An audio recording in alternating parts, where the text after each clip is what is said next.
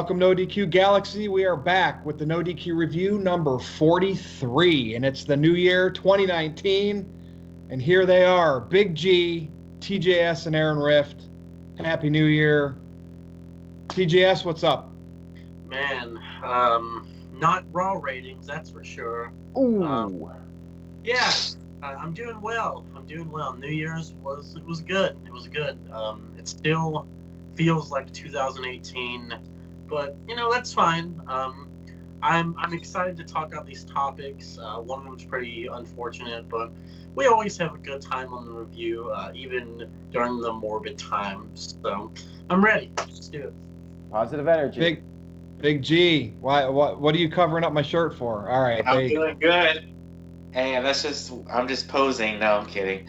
I'm doing good, going through a cold right now, but ready to discuss these wonderful topics that you have chosen for tonight's review.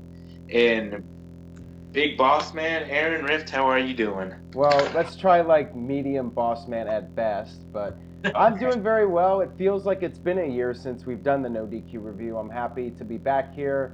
It's a fresh new start for the NoDQ review 2019, and we got some interesting topics to discuss today, and I'm looking forward to it. And sorry about transferring that cold over to you, but maybe next week Virtual will have it, and then people will have the satisfaction of not having to hear him much.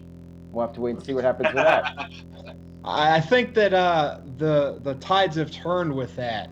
I think Big G is now the one that everybody goes after in the comments here, but I don't know. Bring it on. Bring it on. All right, well, let's start. I'm going to start with Jonny Gargano because he's in NXT. To me, and he was from up here in Cleveland, Ohio. He trained with the AIW guys. Everybody that's around Cleveland knows AIW. And he's in NXT. He exemplifies today's indie style of wrestling. The product that the fans want, and we'll talk about All Elite Wrestling later. He actually came out and said, fans, don't be so toxic on the internet. Now, granted, I have his tweets here. Everybody's read them. Aaron's posted them. But he basically addressed the fans more or less. And I just want to know what's everyone's thoughts when a wrestler does this. And again, we don't have kayfabe anymore. We have social media, and these wrestlers go out there and they're their real selves telling people how it is instead of being in character. I'm not a fan of that. I think a wrestler should be in character 24/7, but I'm old school. Everybody knows I love the 80s and the 90s. Big G, I'm going to start with you. One of your boys, man. Yeah, I read the tweet earlier today, and a lot of internet fans like to dog out the indie wrestlers and all this stuff, and I guess Gargano was just taking a stand on his point of view, and let the wrestlers do what they need to do. If they want to, well, like you said, kayfabe's dead. If they want to go out and I don't want to say attack the fans, but if they want to let the fans, hey, we do this for a living, let us do it. You say what you want to say, and I'll say what I want to say. So that's it. Well, he said there was irony in it. Like he grew up as a wrestling fan, and yeah, and now he's a wrestler, and it's just the old school, and that's why I think wrestling, the culture's changed. And fans who've never been in the business, and we're all guilty of this. I mean, the small-time indie stuff that I do, that doesn't count as being in the business. If you weren't on TV getting big money, you really weren't in the business, or if you haven't done it for a long time. But it's like today, it seems like fans are becoming the wrestlers, not in every instance. And then before, you wouldn't think that way. I mean, you would think of, just imagine the Iron Sheik. You'd never think he was a wrestling fan just because of the way they portrayed their characters. I mean, you can go Hulk Hogan. You would have never thought he was a wrestling fan, but you look at Jonny Gargano, and he admits it on the internet. Aaron, what's your thoughts on this? Like, do you just think they open the curtain up too much sometimes? I agree with you on that. It hurts their credibility on TV. I've talked about this before. I would prefer the concept of wrestlers having two separate accounts on social media, one for their character and one for their real life persona, so that way people don't have to follow one account and then have one tweet where he's in character, and then the next tweet he's talking like a real person and talking about the behind-the-scenes stuff. So that's just my own personal preference. I mean, Virtue, I know we've talked about it before with Bret Hart and Owen Hart. They went so far to protect kayfabe to the point where they would not travel together and they would not do anything to give away that they are actually really getting along in real life. And yeah, Gargano's just going on there, and it's kind of interesting coming from him because he's a guy who is very highly regarded. It's not somebody like Nia Jax who's getting heavily criticized. I guess maybe he's just trying to stick up for the locker room in general, saying, hey, you know, it's one thing to criticize the product, but you're also not there and you don't know what everybody's going through. So I could see it both ways, and I really don't have that strong of an opinion of it, other than I would like to see kayfabe protected more on social media, but that's just my own personal opinion. TJS, anything you would like to add? Now, what exactly did Jonny Gargano say? Because I actually haven't seen the tweet. Way to do your research.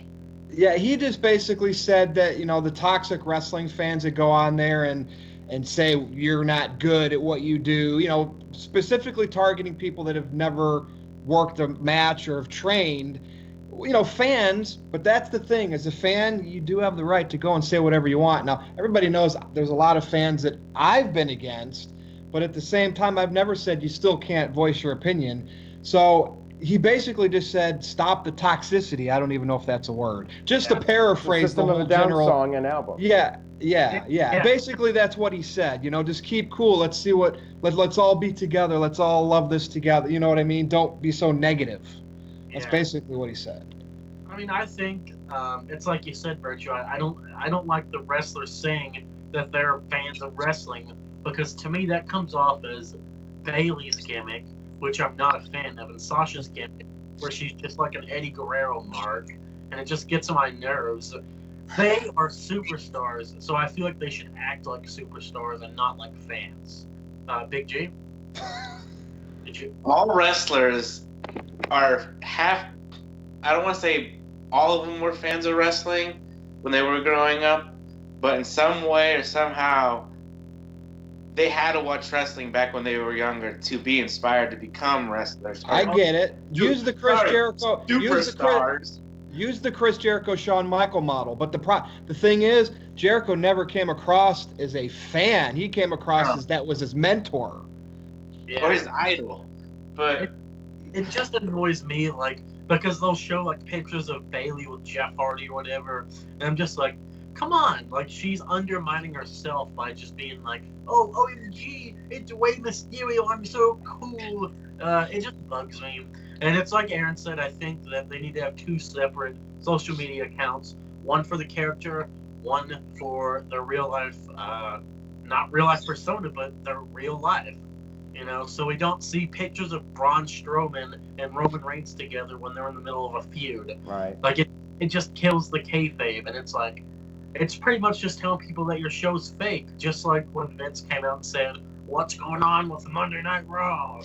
Well, and we'll talk about this more during when we talk about all elite wrestling. If they're going to do that, they might as well just completely get rid of all kayfabe and everything's behind the scenes. Like, that's how they literally play the game. Yeah, for a lot of TV shows, that's the way it is, where, you know, the actors just have their own page and then they promote the show, but they don't start getting into character. That's the problem with the WWE Twitter accounts. Like, it's half and half. Sometimes they're in character, sometimes they're not, and that's what's a bit frustrating. You know, they go back and forth.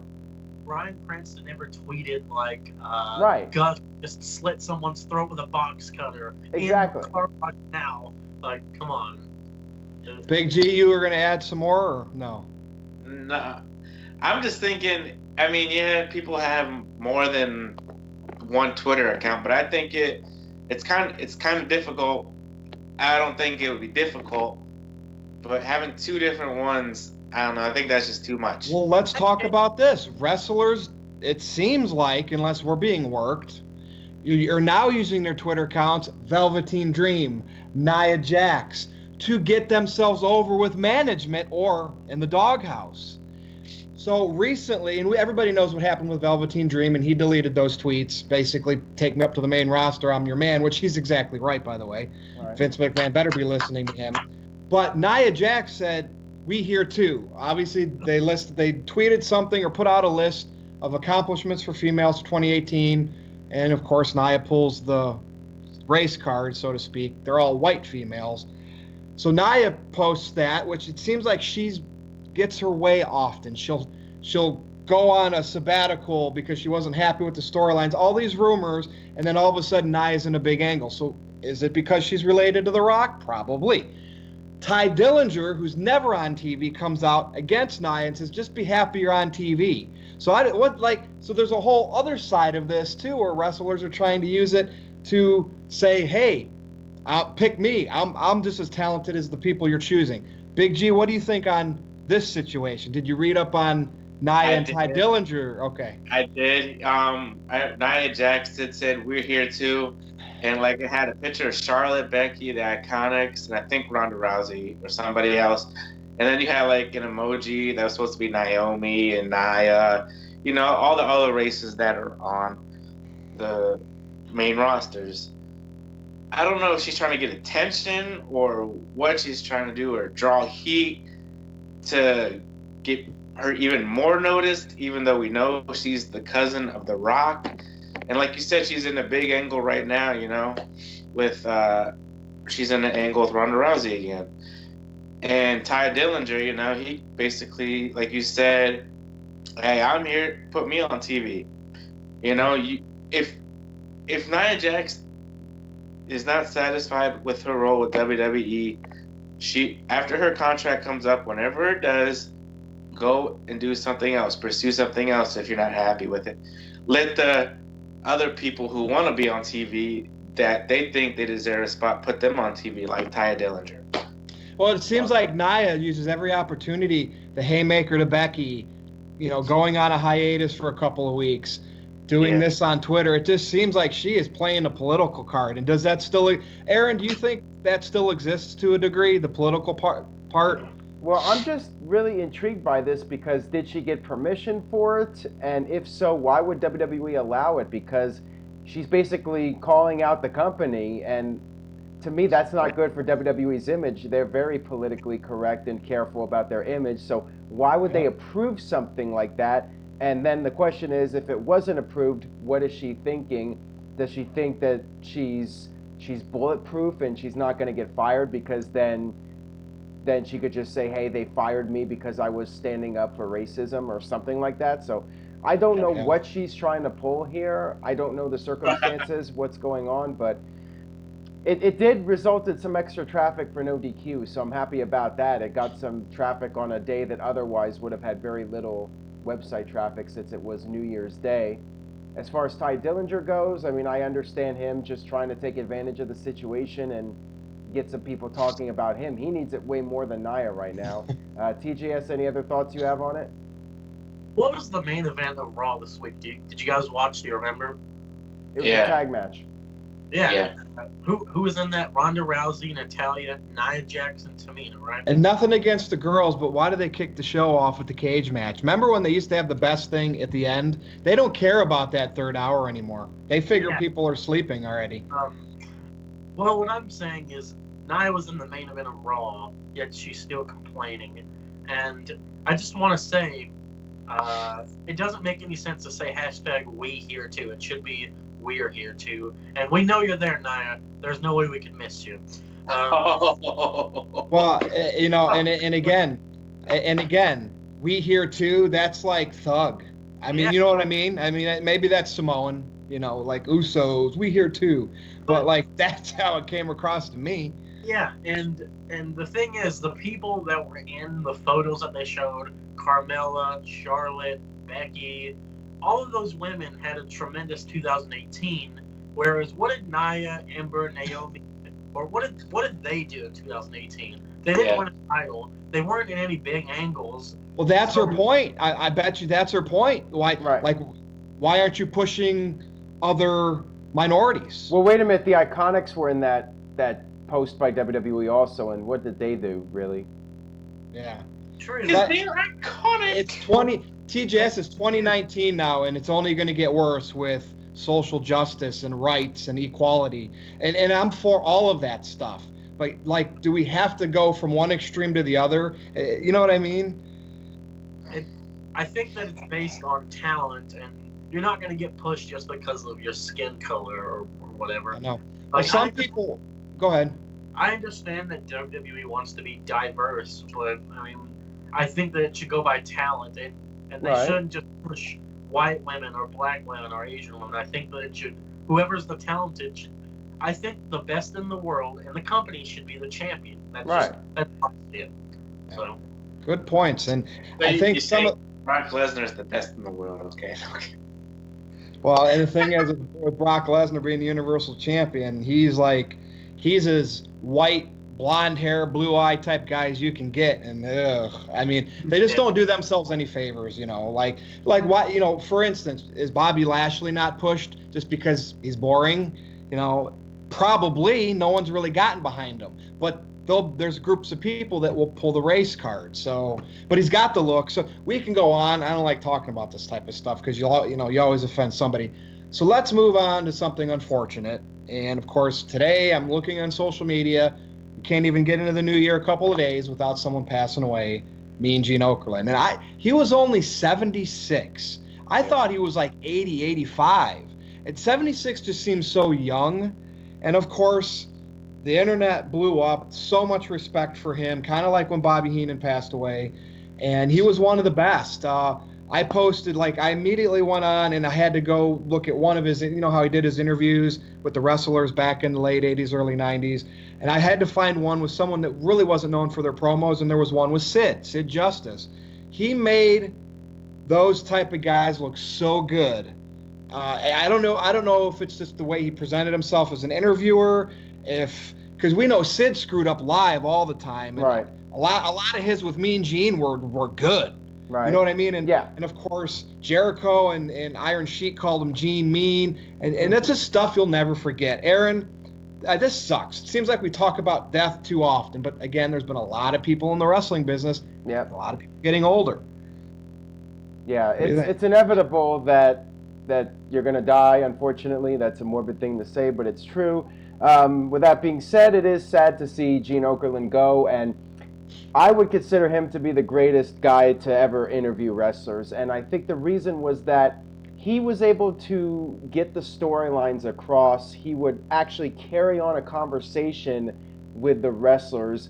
You look at a lot of the interviewers today, they just literally ask one question, like, what's your reaction to this? And then they just stand there. Okerlund would actually go back and forth and engage in a conversation with the talent and actually be an interviewer and he wasn't afraid of the big bullies. He yes, barked back at oh him. yeah, he had a backbone, and that's what I loved about him. Like the announcers today, like starting around the Michael Cole coach era during the Attitude Era, like they just lost their backbone, and you know they get bullied or whatnot, and the announcers always get made fun of and mocked. But Okerlund, you know, people respected him, and he stood up for himself, and that's what made him so great. And you know, for a lot of us, you know, I sound like a broken record here, but he was our childhood. For so many of us that are in our 30s now that grew up on 80s and 90s wrestling, Gene Okerlund was there. Maybe he had more on-screen time than anybody else when you think about it, because he was always doing all the interviews. He was in the Attitude Era. He was. Somebody actually told me that they didn't like what he did in WCW. I think he was always at the stage. He was in the ring. I thought he had a really good role in WCW. Oh, yeah, absolutely. And, of course, that Bash at the Beach moment with Hogan turning heel, Okerlund was a big part of that.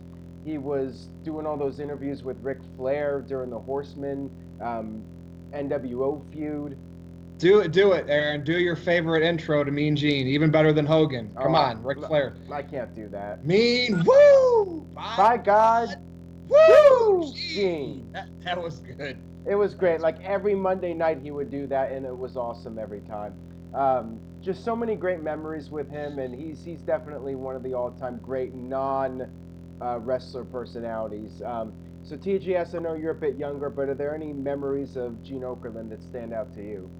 Man, man. I just keep thinking about Hogan's like, well, let me tell you something, Mean Gene. Yep. Like, man, if I asked you guys how you felt about like Mike Rome or Caleb Braxton or Charlie Caruso, like these are so robotic. And when you look at Mean Gene, this guy and his voice was really nice. Like it reminded me like he was like Howard Finkel in a way. He had a distinct voice, and he's not just like a robot, like you said, where he would just stand there and say, "How do you feel about this?" And then he got me to buy pay-per-views when he did that thing in the truck where he would talk about the upcoming events, and then they would cut to pre-recorded wrestlers' interviews in front of their logo, like what Sean Mooney used to do. Gene Okerlund sold me pay-per-views by doing that. Yeah, and it's crazy to say, like, in 2019, who would buy a pay-per-view or who would subscribe to a network for the backstage interviewer? No one, because these guys are just, like, corporate shills. But with me, Gene, wasn't there a time where they were doing a live broadcast and then the backdrop fell down? Yeah. He used, like, some explicit... He sold a hotline, too, a 1-800 or a 1-900 line. I mean, that's crazy. Yeah, like this guy, he was great, and it's really unfortunate to hear about his passing. But he's reunited with the Brain and with Gorilla Monsoon. Yep. So yeah, it's bittersweet, I'll say, but very unfortunate. Well, Big Gene. I mean, Big G. What do you think? Yeah, it was very unfortunate about Mean Gene passing away. Great segments you talked about. I remember the one at WrestleMania 20 with him, Bobby Heenan, Fabulous Moolah, and Mae Young. They were, I think, in a room or something like that, and they were making all these noises. And Coach tried to open the door, and all of them came out, and it looked like they were making out and everything like that. Do you guys remember that? Oh yeah. Yeah. Okay. Well, I read a post on Facebook today from the owner of Maryland Championship Wrestling, and Mean Gene made one of his final appearances in Baltimore, I think last week it was, and he wrote basically saying, and Mean Gene was, I guess, not in great of health. They had to use a wheelchair to bring him out there to sign autographs for the fans and everything, and the owner was basically saying, you didn't have to come out here if you weren't feeling like this. And Mean Gene pretty much said, I'm sticking to my word. I'm coming out here to do what I need to do. What Bobby Heenan did up until the end. Fans happy. He had one final interview from MCW with the Bruiser, and it was a good interview. And people get older. Health, their health isn't all that well and everything like that. And I don't know what to say, but I think Hulk Hogan is going to outlive everybody. Well, that's a good point. Vince McMahon will outlive everybody. Well, the thing is, Gene Okerlund always looked like he was in his 40s or 50s, even when he was like in his late 20s. He was bald in the 80s. Yeah, like he was pretty young back in the... Or all his little videos with Hulk Hogan training again for like WrestleMania 1 or WrestleMania 2 back in the day. Oh yeah, like they did that match with Hogan and Okerlund against, I believe, Mr. Fuji, and I'm not remembering the other guy, but who did Fuji team with at that time? I wasn't sure if it was George Steele or somebody else, but yeah, I remember they did the tag match, and Hogan had Okerlund drink the raw eggs, and they did all the training and stuff. Those are great segments, and then of course Okerlund and Bobby Heenan, all the shows they did. I think All American Wrestling, they did a whole bunch of shows together. They were very entertaining. And Monsoon, the three of them had some great primetime wrestling segments. Okerlund, just all-time great entertainer. Very sad to see him go. Yeah, and it's unfortunate, and we always have to bring something like that up. Seems like far too often. Well, news on New Year's broke. All Elite Wrestling is official, AEW. Cody Rhodes, Young Bucks, the Khans, I think, Khan, I believe. Yeah. The one guy's part owner of the Jacksonville Jaguars. I don't know, full owner, part owner. So here's my issue with this. There's a lot of hype, and I get it. But is it overhype? Like, I'm not saying this is TNA going Monday nights. Aaron, we talked about this a lot. We know how that just blew up in TNA's face. Right. I think a wrestling organization, especially if it's going to be new, shouldn't come out too big right away. Or at least the fans should kind of ease into it. And the reason why I say that is because you're just going to disappoint yourself. Could this become something big? Rumors are going around. Could they be on a big TV network, cable network? But don't start immediately thinking WCW versus WWE, right? Can't think that, because who's going to draw in the casuals? To me, this AEW already has their fan base. It's the niche indie wrestling fans. They know that that's going to sustain this as long as they keep buying it and keep going to all-ins and stuff like that. But I think in order to have somebody get to a level of WWE to maybe be somewhat of a competition, which is what fans are thinking this is the biggest change of modern-day wrestling history, don't say that yet. It's not. Wait to see if All Elite Wrestling can bring in the casual fans. So they got this Double or Nothing. Is this an actual event, a wrestling event that's going to... Yes. Okay, they got this. I heard they got a gathering. So I just want to ask each of you, do you think that they're ready for this, or are the fans overhyping this? TJS, I'm going to start with you. I like to be patient. Patience is a virtue. You know what I mean? Fans are already thinking CM Punk down the road, Jericho. They're throwing all these big names out there. People still have to want to do it. So what do you think? So everyone hyped up All In like it was going to be the best thing ever, but I mean, I just thought it was okay. I didn't think it was the best show I'd ever seen or anything. And yeah, that was a one-time deal, but not anymore. Now they're saying that they're coming in guns blazing. They're having an All In 2, which is called Double or Nothing, and they've got their own promotion now. So I know people are talking about how the Jacksonville Jaguars owner, his name is something Khan, and they're talking about how he's worth all this money, but the money doesn't really bring in the fans. You've got to be entertaining to bring the fans in. I guess you could sign expensive wrestlers. I think if they can get Punk, then they'll draw in a lot of people, but I really don't see that happening. I think, like Virtue said, it's going to be something that's going to be gradual over time. And by the end of the year, maybe... Never say never, though, TJS, because Daniel Bryan's wrestling game. The reason why I say that, if it did get big enough, you tell me Punk wouldn't want to go there to stick it to WWE if it ever did get to that point. Yeah. I think he'd consider it big time to stick it to them. Yeah, he did say in an interview that he will always listen to the offers that people make to him. But And it's been, God, when did Punk leave? 2014? Yes. Or was it? Yeah. It's been 5 years now. That's crazy. I remember reading it the day it happened. Oh man. Anyway, to usurp WWE, it's going to be a hell of a task, because someone on my Facebook said that. They're like, yeah, this is going to usurp WWE easily. Look at the Raw ratings. And then I was like, look, man, the ratings don't really matter right now. You have to think about the global presence that World Wrestling Entertainment has. Yeah. Like, there are people in the Middle East and Asia. Everyone knows what WWE is. Which is what they focused on, which is why the domestic product here, television product, looks like crap, because they just don't care, because they're worried about the whole thing instead of just before. It was hard to reach their product all over the world. They did it, but it wasn't like today with the way technology is. Yeah. So they mail it in over here, but they're doing good financially. WWE probably has at least one fan in every country around the world.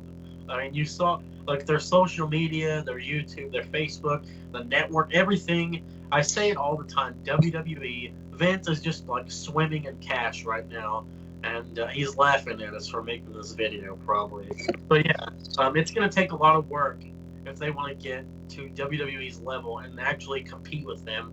It took WCW a long time too, right? Yes, it did. Yeah.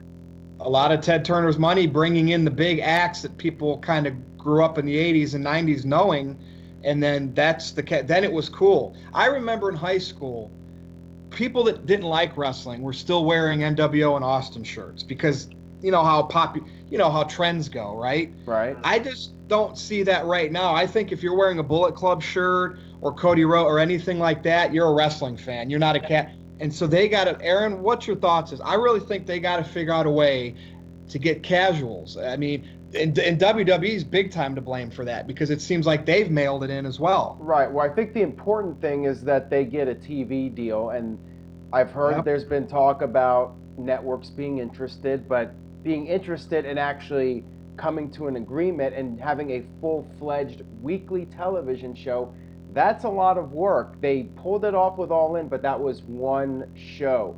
They got to be able to be consistent with this. Can they make a second show successful? Can they make a third one successful? Can they do this consistently? That takes a lot of work, a lot of effort. So we will see. And who knows how far they want to take this? Who knows if they even want to try to compete with WWE? They may just say, hey, we're going to be like a small-time Ring of Honor style promotion, but maybe not. Maybe they will see a bigger goal. Maybe with all that money, they will be able to sign some big names. Maybe over time, you'll see disgruntled WWE stars actually jump ship and they pick up some really big names. So we'll have to wait and see how things play out, but they do have some work to do, and if they can get a TV deal, that is definitely going to be a big step in the right direction.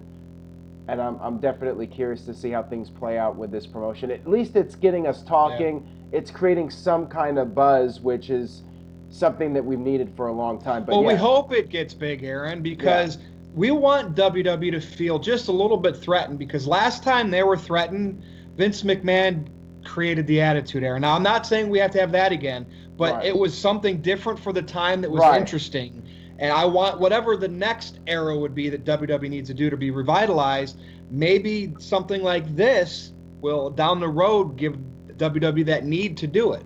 Yeah, but WCW, they had the advantage of taking a time slot and getting there on Monday nights when Vince was basically asleep at the wheel. Like WWF as a brand was maybe at its weakest point ever. The brand is much stronger now. The product might not necessarily be any better than it was in 1995, but the brand itself is worldwide, like you said. It's extremely well known across the world. People associate wrestling with WWE, and it's going to take a lot for any promotion to really get into that marketplace and be able to compete on that level, even just a little bit. But Big G, any other thoughts you have on this and any expectations? Well, you took the words out of my mouth about, superstars from WWE possibly jumping ship to All Elite Wrestling. I don't know how true it is, but I read, I think Chris Jericho and JR are kind of involved with All Elite Wrestling as well. They should be if they're not. They should. So, and I think Jericho is a definite. I don't know how definite, but I'll definitely say he's gonna go to All Elite Wrestling if he loses the title at Wrestle Kingdom. I'm intrigued. I want to see how it does. Like you said, Virtue, start like at a slow pace and then gradually build it up, and hopefully they get a good TV deal. TNT, TBS. I mean, Ring of Honor's on the CW already, so I mean, And what's Impact Wrestling on now? Pursuit. Whatever that. All these non-known channels that people don't get. They're the reasons the cable bills are still too high these days, and everyone goes to streaming.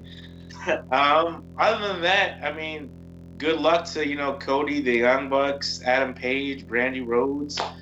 Isn't it nuts? The Young Bucks had, I don't know how they calculate this. They had the most merch sold for wrestling in 2018. Is that true? Well, on Pro Wrestling Tees website. Okay.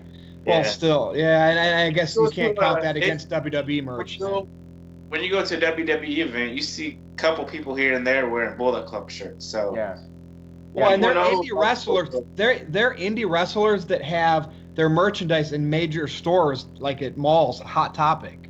You know what I mean?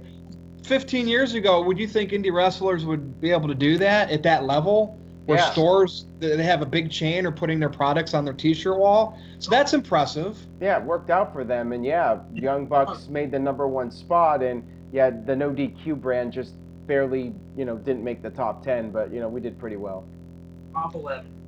For what it's worth, too, I think one Vince Russo in TNA gave the Young Bucks Generation Me a chance. I think it was other people. Don't quote me on this. I think it was other people down there why the Young Bucks fizzled out there. So just saying.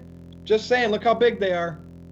Yeah. Before they were that big, they were Generation Me. Well, TNA had a lot of guys that were ending up becoming bigger stars. Like, I think they had Nakamura there. I think they had Okada there. They had quite a few guys. It's hard on the Japanese wrestlers here, though. You know how hard it is for them to get over in the States. Right, and especially if you're TNA, you don't know how to market people, then, yeah, those guys are basically screwed. Do you think if they do a TV show, do you think AJ Styles would go over to All Elite Wrestling after his contract comes up? No, I don't think so. Because the thing is, the top start. They could have a lighter work schedule. Not as many hours. But AJ's making 7 figures. Yeah. Guarantee. I mean, the top people in WWE, they don't just leave. It's usually the middle of the lower card. Right. So remember, Big G, when you're at the top of WWE, you're making good money. Never say never. Never say never. I mean, never say never. Here's a question for you guys: like, who could they sign that could possibly make a real difference to attract in casuals? I mean, that's the big question. Could it be somebody like Rollins? Punk's tied to wrestling fans, though, right? I mean, is he going to bring casuals? Punk has been gone for so long. Like, what about like Rollins or Ambrose? I'm trying to think of a younger WWE star who is still at the top of his game, who's making the big money, and the fans consider that guy to be a really big deal. Like, who do you have? Rollins, Ambrose, maybe? I mean, who else? Velveteen Dream? I guess not. He's NXT. He's not mainstream enough. No, but like you got me thinking down the road, and this would never happen because this guy's attached to Vince's hip till death. Roman Reigns shows up at All Elite Wrestling 5 years down the road. Could you imagine that? Just heat? Oh my God. But Hollywood Hogan time, brother. But I mean, hey, let's see what happens, right? And speaking of All Elite Wrestling, this is not necessarily Aaron and I's forte, but maybe TJS and Big G, you can elaborate on this a little bit. It's Wrestle Kingdom week, Wrestle Kingdom 13, and there's a bunch of matches, right? A bunch of Ring of Honor people, New Japan people. Now, I like Jay White, Switchblade. I like the fact that he's going to go against Okada. Okada's a big deal over there, so anybody that they put against him, they believe in, and he's been called the new leader of the Bullet Club. So that's like a young prospect.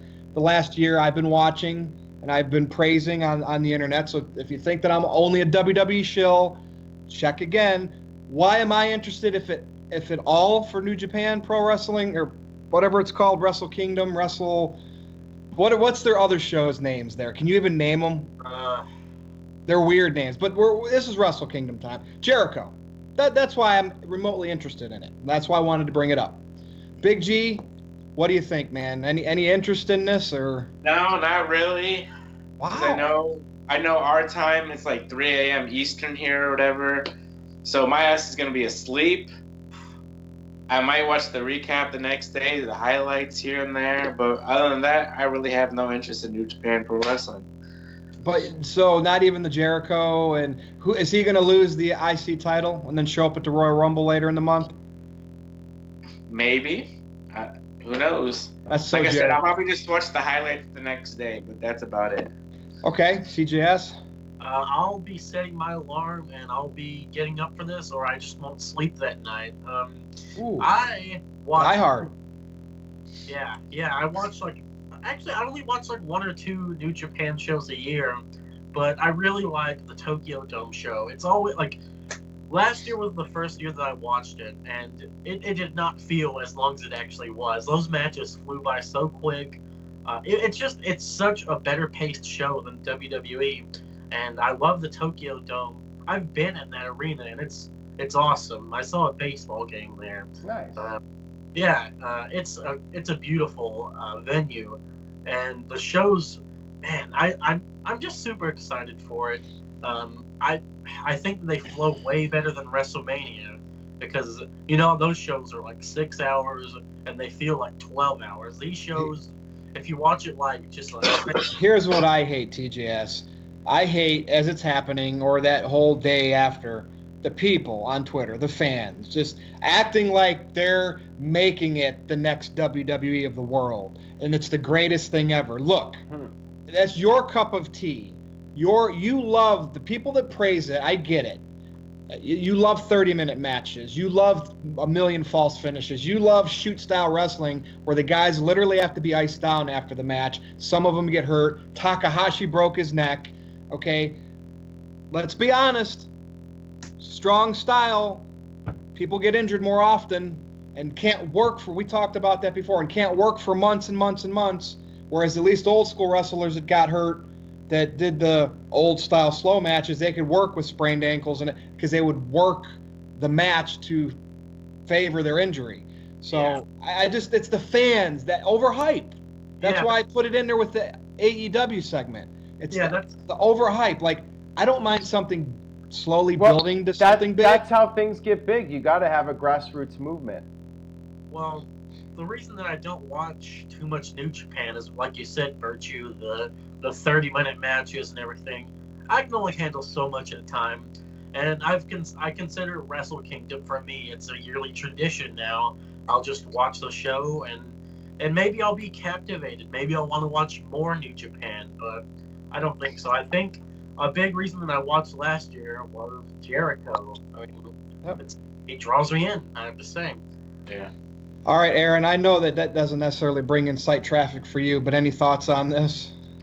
Well, I mean, I will watch whatever big match there is later down the line. I'll check out maybe a couple of them. We'll have to see how that plays out, if there's anything that particularly interests me or I feel like I need to see. But other than that, I like my sleep, man. And 5-6 hours of wrestling a week is enough for me. So, you know, I'm not that invested in it to the point where I'm going to get up and be early honest, Aaron, WWE, even as bad as the product is today, you run a website, it still brings in the most traffic out of any wrestling, right? WWE related stuff. I've never really covered New Japan, so there's that too.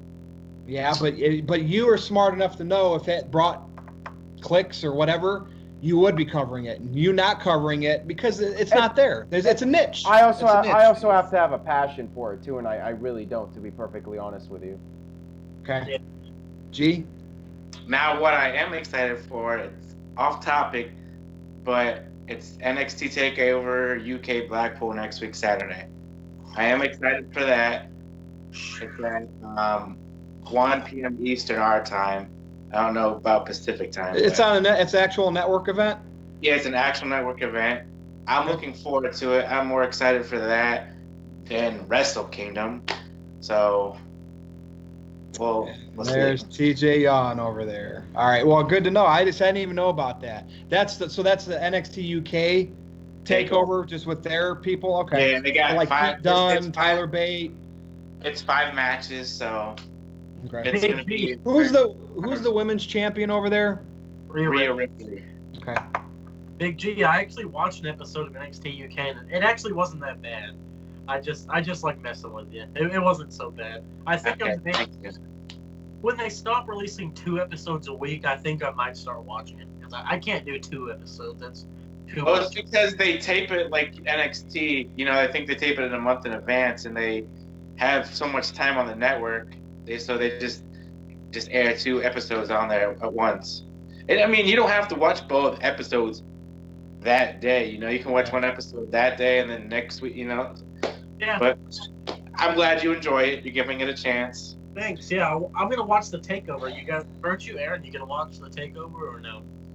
I usually, I might not watch it live, but I'll probably watch it, fast forward and stuff. I'll be at work, but I'll be watching it when I get home. Maybe something will captivate me. But so anyway, we got a couple topics left. A couple topics left. Ready? Dance break. Sorry,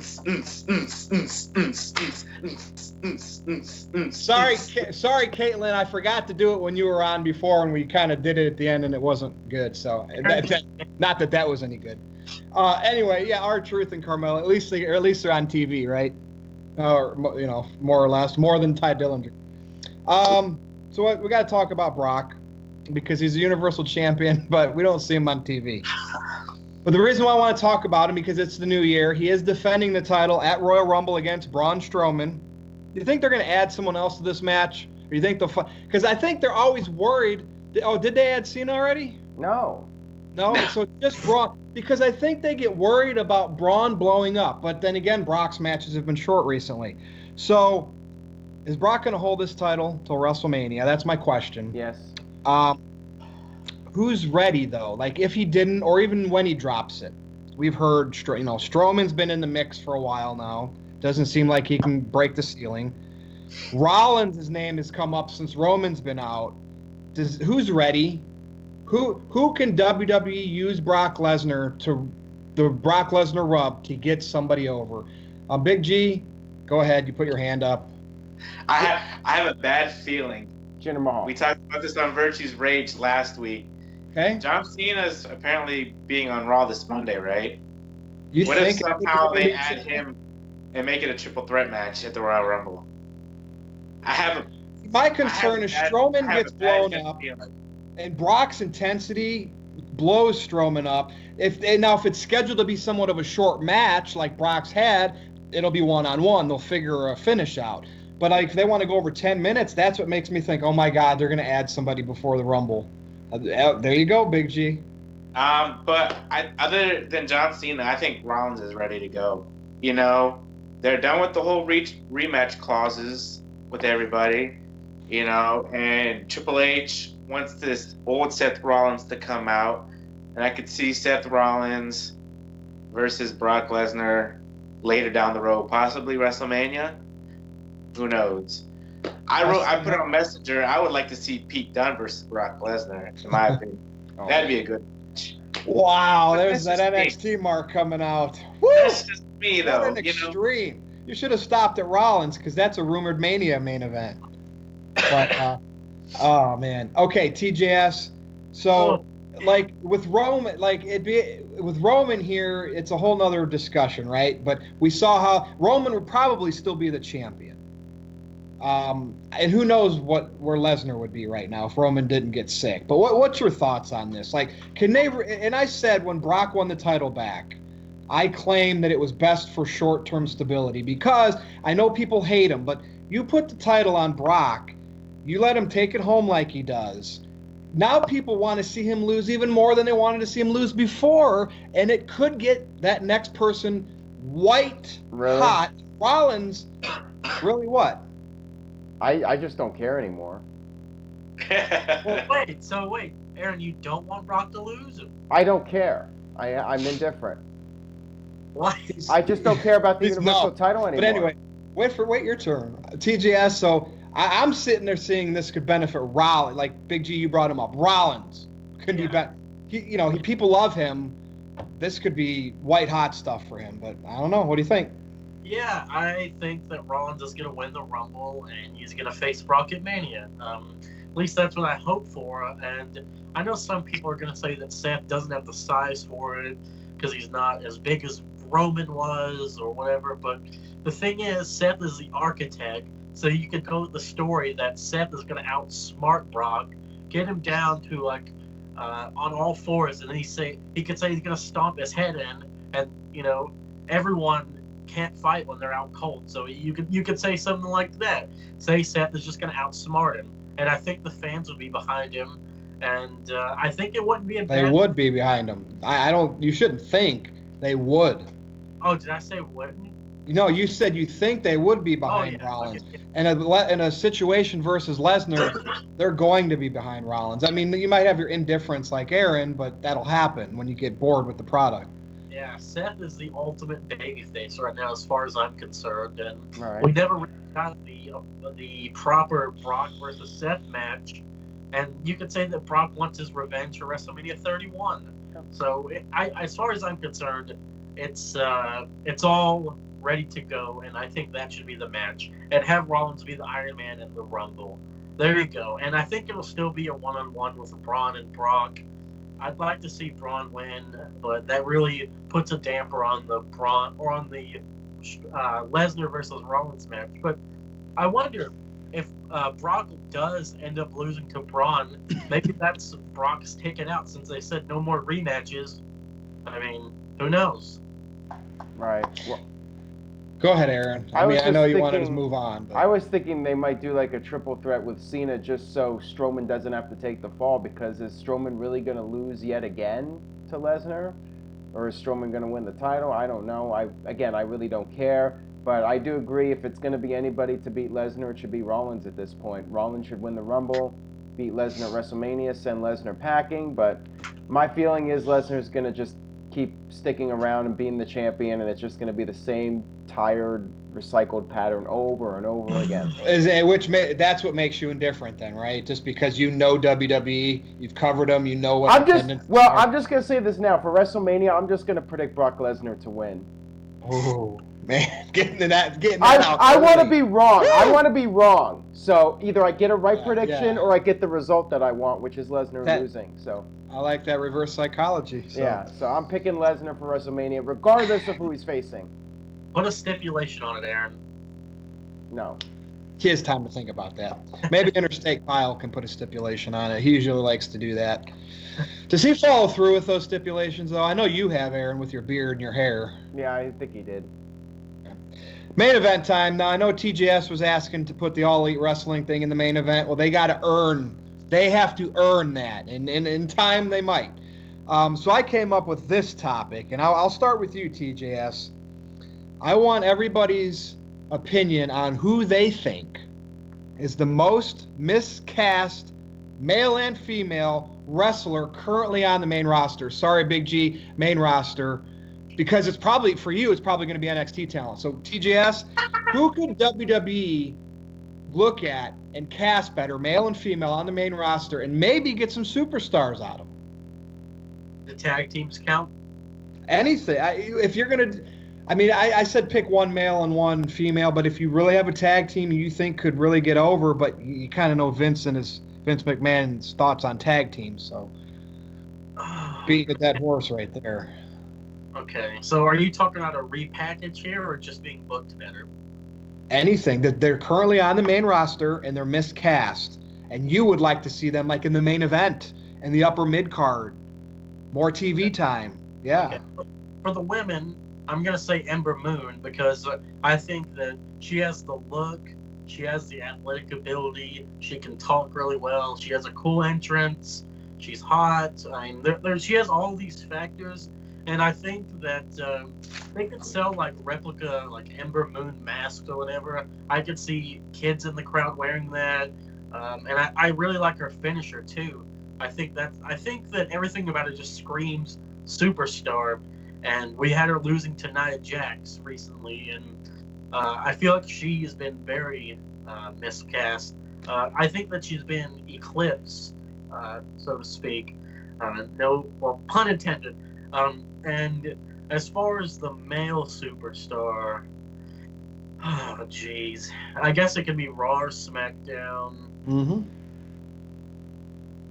I'll have to think about it. Aaron, do you want to go ahead? Well, you took my female answer. I was going to say Ember Moon, personally. My male answer would be Dean Ambrose, because I don't like what they've done with his character. I don't like the sirens. I don't like the coat that he wears to the ring. I don't like anything about his heel character. I think it's been a complete bomb, and I think the crowd reaction at TLC spoke volumes. The fact that he had that heel turn that shocked everybody and got everyone excited, and then they had that match at TLC and the people were chanting boring. Something is amiss, and I think the character has just been completely mishandled. I want to see a more vicious, scary Dean Ambrose. I think it's been very watered down, very lackluster. So that would be my pick, Dean Ambrose. For the women, I have to think about that. Big G? For the male, man, this is going to be tough. I'm going to go with The Miz. The Miz... Nice pick. Go ahead, elaborate. That's my pick. This whole comedy thing with Shane, he needs to go back to The Miz from 2010, you know? Straight up badass, just serious, and put back in the WWE title picture or the Universal title picture, whatever it is. And as far as the female, I was going to say Ember Moon as well. I really was. Yeah, it's tough. Well, I would say either Sasha or Bailey, like that feud that they were developing, Yeah. and then they just went back to being a team. Both of those two have been very watered down, and I feel like Bailey needed some kind of edge. And when she, said "You ain't shit, Sasha," that was bringing out that edge in her, and we were all getting excited and interested to see what was going to happen with that. And then WWE did the stupid therapy segment, and then they became friends again, and that was that. So I guess I'd go with Bailey. So, all right, I'll go here. And again, I said miscast, right? Not underutilized necessarily. So, Miz, and the reason, I agree with you there, Big G. And the reason why, you remember how intense his promos were with Daniel Bryan and with anybody. And he did the comedy stuff with him and Maurice versus Cena and Nikki. But it's like he got hit on the head and has amnesia and doesn't remember who the Miz is with this bit going on with Shane. And what I saw on SmackDown this week, that backstage segment, and then Shane walks out of the room and Miz is like, "Oh, where'd you go, Shane?" It is awful. Miz is so much better than this, but he's collecting his money, Big G, so I can't go against that. He's making his money, but the Miz is being miscast. I mean, he should still be a major player, not just this joke with Shane. And is it going to lead to maybe him versus Shane at Mania, or him and Shane in a tag team title match? Probably something like that. It's probably in Shane's contract that he has to do another big match, so maybe this will be an easy way out, one-on-one versus the Miz or a tag team match. He doesn't have to kill himself. For my female, again, I said the word miscast, Becky Lynch. She's coming out there, right? We know she is super over. They need to stop producing her. They need to let her go out there and CM Punk the F out of every promo, every spot, like she is on Twitter. She needs to be that way on television. I agree. They should have the biggest superstar since Daniel Bryan's popularity right now with Becky. And it seems like they have it, but it seems like they're castrating. Well, you can't castrate a female, but you know what I mean. She's miscast because she should be, and they tease it with like the Cena thing on SmackDown, she should be the face of the company right now. She is that over. Right. No, I agree completely about the tweets. Like the stuff she says on Twitter, that is straight fire. She needs to be. We need more of that intensity on television. Forget Twitter. We need that stuff on SmackDown Live. I agree with you, actually.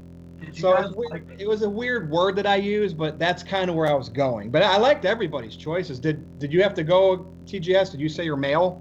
Yeah, I'm gonna go with my male now. It's a tie, actually. Between Finn Balor and Apollo Crews. Both of these guys benefit from heel turn because Apollo Crews is so damn talented, and this guy's a jobber. It's just sad. And with Finn, I could say the exact same thing. He was in the Battle Royal with all the jobbers. Like, come on, man. This is the first ever Universal Champion, and you've got the man in a Battle Royal with the Lucha House Party, Kurt, Axel, Bo Dallas. These jokes, and he didn't even win the damn match. Right. Come on. I mean, he has a demon gimmick that he's pretty much never lost with. So, perfect scenario, TGS. You bring up Balor, that being miscast. Why would he not bring that out to get to the top? You know what I mean? Like, so it's just bad writing. Every fan knows, even casual fans should, if they saw the demon once, they should say, why don't we see that more? He's clearly dominant as that. Yeah. That's bad booking. And there's not even a storyline about it. I would be fine if they were just like, Finn can't be the demon more than one time every 6 months because he has to channel a lot of energy to do it. Sure, it's supernatural, but that's what I want in the product. I want some over-the-top stuff because look at Undertaker all those years. Yeah, the urn and everything. Like, this isn't real life. They had Kane shooting fire out of his hands once. Come on, man. Like, it's supposed to be over the top. It's wrestling. We're not watching reality TV. I'm frustrated. And by the way, with the Becky thing, Virtue, I agree. What did you think about her throwing Cena over the ropes and doing this taunt? They need to go 110%. Becky Lynch, I'm the man, I'm whatever I can. They need to make us think that she's out there performing ad lib and what's the word I'm looking for, Aaron? What's that show they used to have on TV? Whose line is anyway? Improv. Becky should be improving. The fans would eat that up. I want to see No her, handcuffs. I want to see her wrestle against I want Becky to be Intercontinental Champion or something. I think that would be awesome. It would remind me of China and everything.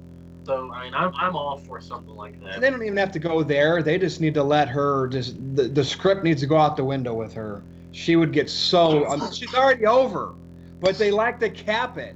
They don't want people becoming bigger than them anymore. That's the problem. Right. No one is bigger than the World Wrestling Entertainment. Only Vince McMahon will allow WrestleMania. WrestleMania is probably the only thing bigger than the WWE, even though it is the WWE, because that's the biggest thing. No matter what, it draws every year. I was there. I saw it. Right. People everywhere. Every seat full. Just people spending money left and right. Things selling out at the gift shop. That's their baby. That's their brand. Has it always sold out, or has there ever been a year where there are empty seats at a Mania? Recent years, I mean, they might have to give away a few thousand tickets to fill the building to capacity, but they're still packing the place. They're inflating the number too, anyway. But they do that. But WrestleMania, there's a crap load of people there. That's all you need to know. And that the financial numbers. See, WWE can inflate the numbers because it's the revenue that the stockholders look at. It's not how many people are in the building. It's how much money they make. Yeah. And the money, the numbers just keep going up every year. So WrestleMania is really big business.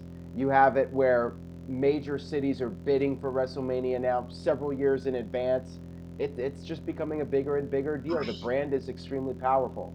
And it's almost never the best show of the year. Right. So. Sometimes it's the worst. The hype is the biggest thing, right? We all get excited for it, and then the show's over, and it's like, oh. I get that way a lot. Where I feel like the shows don't live up to the hype. Like, I thought 30 and 31 lived up to the hype, but a lot of the recent ones, no. 31 was probably the best one since 30. Yeah. Well, no, I thought 30 had a better opening match and closing match, the whole Daniel Bryan thing. But I think 31 overall was one of the most solid WrestleMania cards from start to finish, maybe in the history of WrestleMania. Daniel Bryan won the Intercontinental title. Then they had that great Seth Rollins, Randy Orton finish. Love that RKO. Taker Bray wasn't awful. You know what I mean? It was fine. The Cena-Rusev match was fine.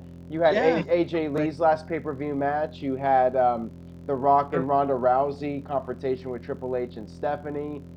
You had Sting, even though that pissed me off, but you still had Sting there. And then, of course, the main event, Rollins cashing in at the end, was a great moment. So, yeah, Before that happened, Roman was bloody, giving it all to Brock Lesnar. People don't remember that, though. It was a good match. Yep. Well, good talk for the first NoDQ review of 2019. That's it.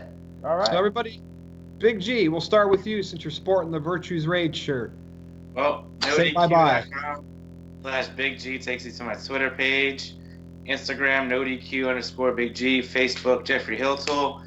Go to NoDQ.com/shirts. I'm wearing the retro Virtue Rages shirt. The NoDQ.com/ or hashtag #FireVirtue. Aaron's NoDQ.com Galaxy t-shirt. I don't know what TJS is wearing, but it's not NoDQ. And that's it. Big G, folks. TJS.